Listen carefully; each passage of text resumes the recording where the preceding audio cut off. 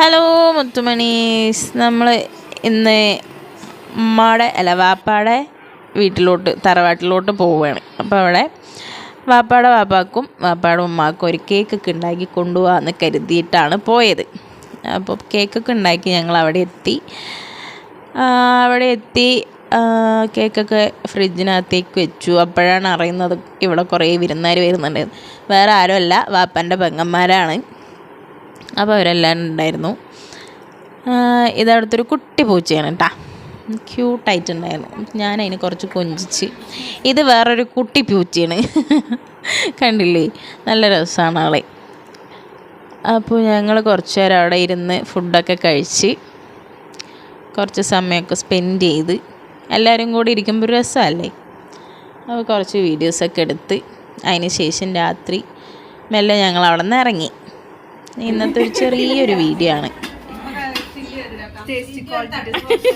Quality test.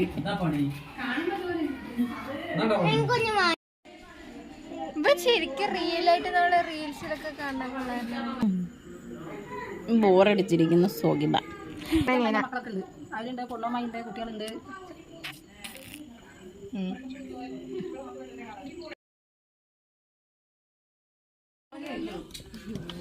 നല്ല തണുപ്പുണ്ട്, മഞ്ഞ തണുപ്പോ.